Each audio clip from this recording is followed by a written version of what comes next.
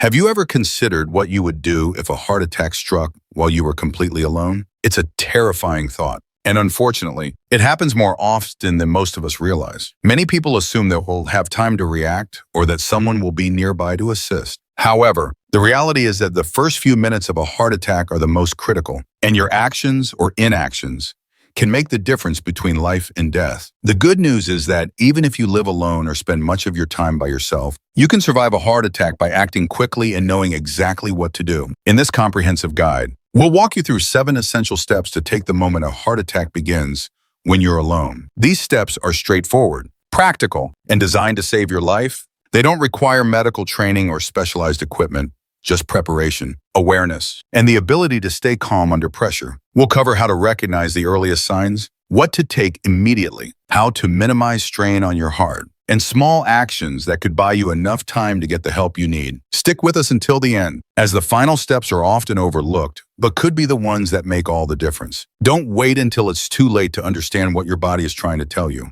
Let's dive in and equip you with the knowledge to act decisively. Step 1. Recognizing the early warning signs. The first and most critical step to surviving a heart attack alone is understanding what it feels like.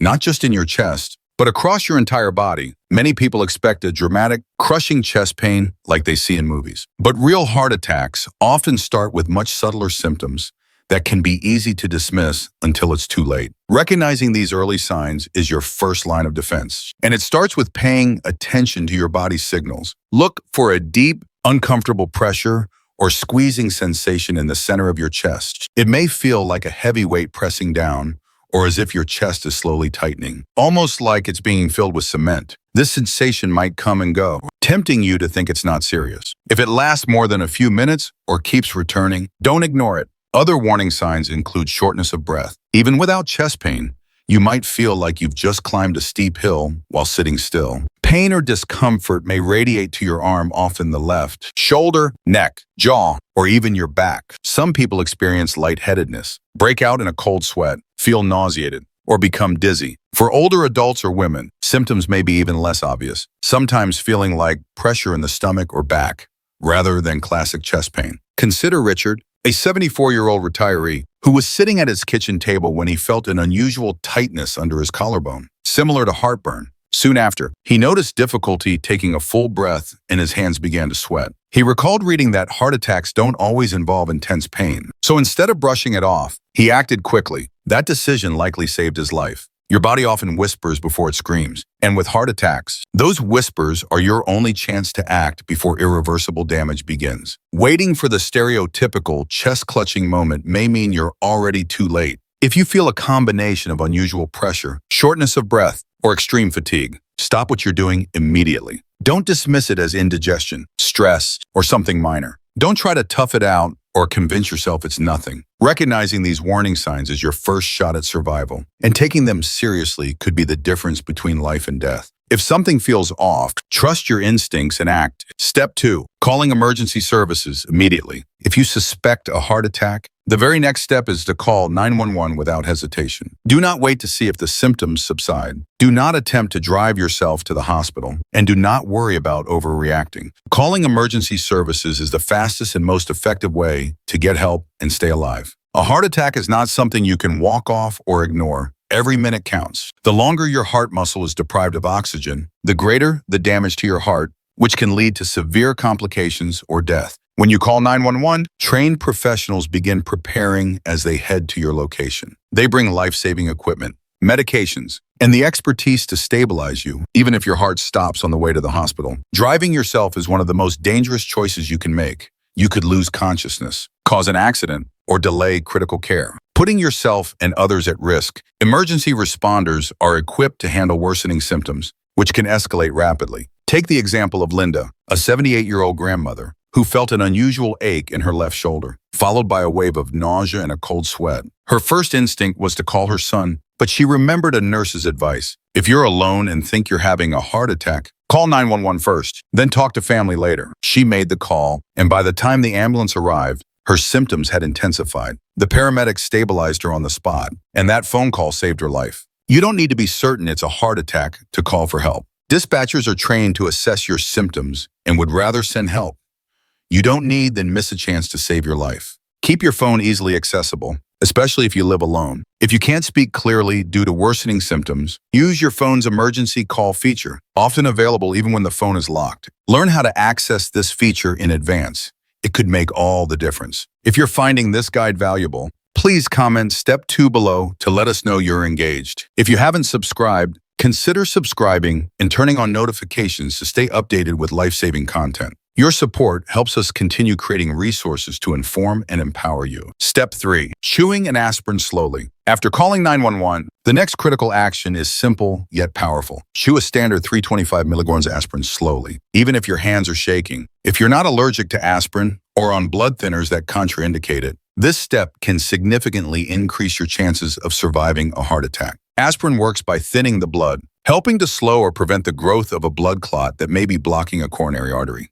The primary cause of most heart attacks, chewing the tablet, rather than swallowing it whole, allows it to enter your bloodstream faster, potentially restoring some blood flow before paramedics arrive. Studies have shown that chewing aspirin during a heart attack can buy critical minutes, sometimes enough to reduce damage to the heart muscle. While it's best to avoid taking aspirin on an empty stomach unless necessary, the risk of a blood clot during a heart attack far outweighs this concern. Avoid using coated or delayed-release aspirin if possible, as they take longer to work. If that's all you have, chew it anyway to get the effects as quickly as possible. Joe, a 72-year-old retiree, experienced tightness spreading from his chest to his neck one morning. He remembered he had a bottle of aspirin in his kitchen cabinet, chewed one while sitting down, and waited for paramedics. His cardiologist later told him that this single action likely minimized damage to his heart muscle, preventing a worse outcome. That small pill made a significant difference. If you live alone, keep aspirin easily accessible in a nightstand, kitchen drawer, or even your wallet, and ensure it hasn't expired. Inform your loved ones where you store it in case they need to assist you. This simple act, grounded in scientific evidence and practiced by emergency responders worldwide, can be a lifesaver. Chewing aspirin during the onset of a heart attack isn't just a tip. It's a proven intervention that can mean the difference between walking out of the hospital and not making it there at all. Step 4. Sitting or lying down to protect your heart. Once you've called 911 and taken aspirin, your next priority is to stop moving and sit or lie down in the safest, most comfortable position possible. This isn't the time to pace, gather belongings, or unlock doors unless absolutely necessary. Any physical effort increases the strain on your heart, which is already struggling to get enough oxygen. Reducing your heart's workload is critical to preventing further damage. Ideally, sit with your back supported, feet flat on the ground, and arms resting loosely at your sides. This position minimizes strain on your heart while you wait for help. If you feel faint or lightheaded, lie down on your side with your head slightly elevated to avoid choking if you become nauseated. Resist the urge to power through discomfort or continue tasks. This mindset, while admirable in other contexts, is a risk you can't afford during a heart attack. It's common to feel embarrassed about calling for help and then doing nothing. But doing nothing is a vital action. It gives your heart a chance to stabilize, slows your breathing, and conserves your body's limited oxygen supply. Alice, an 81-year-old widow, felt pressure radiating across her chest and instinctively wanted to tidy her kitchen. However, she recalled her doctor's advice. If you think it's your heart, sit down. Everything else can wait. She sank into her recliner and waited for help, a decision that likely prevented her symptoms from escalating into full cardiac arrest. If you experience symptoms like pressure, shortness of breath, or dizziness, stop immediately. Move as little as possible to a safe spot. Sit or lie still, and breathe slowly. If sitting, avoid slumping in a chair without armrests. Keep your spine supported and your breathing open. The more relaxed and upright your position, the less effort your heart has to exert. If this step resonates with you, comment step 4 below and consider subscribing for more practical advice. Step 5. Unlocking your door for emergency responders. If you have the strength after calling 911 and settling into a resting position, unlock your front door. This small action can save critical seconds, as a locked door can delay paramedics from reaching you. While paramedics are trained to break in if necessary, forced entry takes time, causes damage, and could startle or injure you if you're near the door. Unlocking the door allows them to begin treatment immediately, which can be a life-saving difference. Paul, a 76-year-old retiree living in a small condo, experienced heart attack symptoms and called 911, chewed an aspirin, and unlocked his door all within 2 minutes. Paramedics later told him that this saved them 30 seconds and avoided forced entry. It's the last thing I would have thought of. Paul said, but it might have been what got me help just in time. If walking to the door feels risky or you're too weak, prioritize sitting and breathing over unlocking it. However, if you're close to the door and feel steady enough, unlock it safely. Plan ahead. Ensure your door is easy to open, your address is clearly visible, and consider a spare key accessible to a neighbor or a medical lockbox. For those with mobility challenges or living in apartments or gated communities, a smart lock with remote access can be a valuable investment. These preparations signal to responders that you're ready, allowing them to focus on saving your life. Step 6. Using your phone's speaker or medical ID features. During a heart attack, your phone becomes more than a communication device.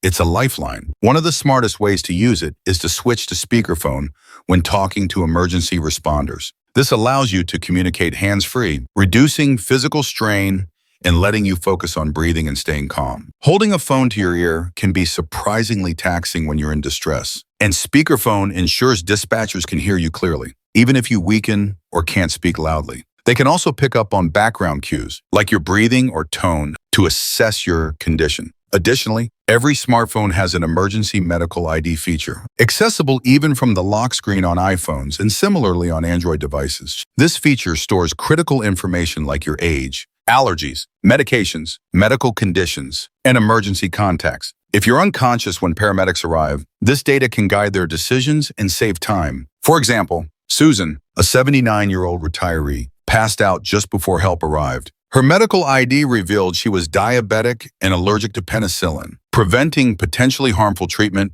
and allowing paramedics to contact her daughter quickly. Setting up your medical ID takes less than 5 minutes and lasts indefinitely. Include your name, birth date, major conditions, medications, allergies, and 1 or 2 emergency contacts. This isn't just for tech-savvy individuals.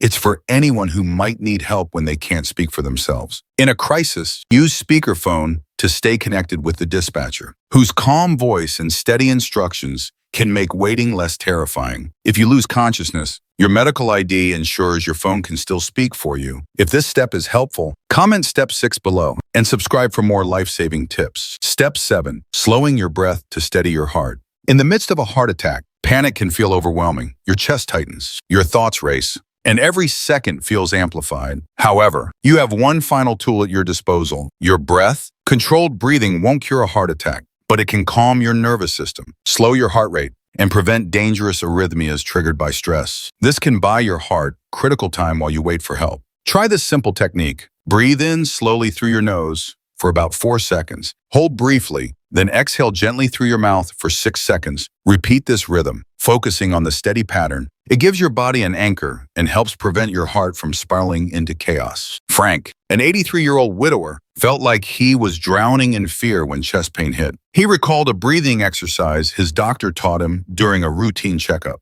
By focusing on the slow breaths and staying still, he avoided full cardiac arrest until paramedics arrived. I just kept thinking, stay calm, stay alive, he said. Practice this breathing technique during calm moments while resting, feeling anxious, or even watching TV, so it becomes instinctive in a crisis. Your breath won't repair your arteries, but it can maintain oxygen flow and help your heart hold on. In those final moments before help arrives, this small edge could be all you need. If this resonates, comment step 7 below and subscribe for more practical advice. Additional considerations for preparation. Beyond these immediate steps, preparation can significantly improve your chances of survival. Consider keeping a list of emergency contacts in your medical history in an easily accessible place, such as a wallet card or a note on your fridge. If you have a chronic condition like high blood pressure or diabetes, talk to your doctor about your risk for heart attacks and specific steps to take. Wearable medical alert devices can also be a lifesaver for those living alone, allowing you to call for help with a button press if you're too weak to reach your phone. Regular checkups can help identify risk factors early, such as high cholesterol or blocked arteries, allowing you to take preventive measures. Lifestyle changes, like a heart-healthy diet, regular exercise, and stress management, can reduce your risk of a heart attack.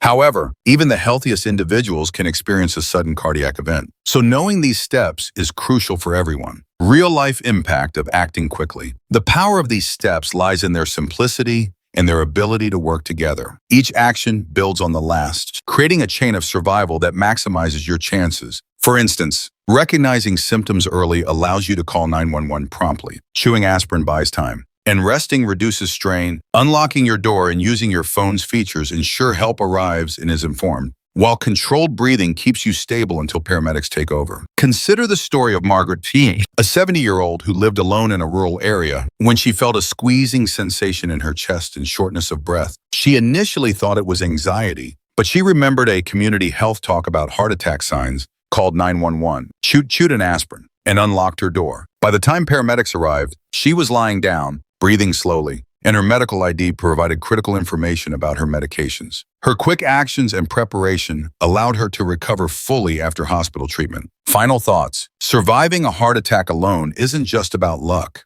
It's about preparation, awareness, and calm, decisive action. These 7 steps: recognizing warning signs, calling 911 immediately, chewing aspirin, resting to protect your heart, unlocking your door, using your phone's features wisely, and controlling your breath form a powerful lifeline. Each step buys you time, gives you control, and reminds you that even when you're alone, you're not powerless. Heart attacks can feel like the ultimate solitude, but these steps empower you to take charge of your survival. Reflect on which step stood out most to you today. Was it one you hadn't considered before? Or does it change how you view your preparedness? Think about how you can apply these steps to your life and share them with loved ones.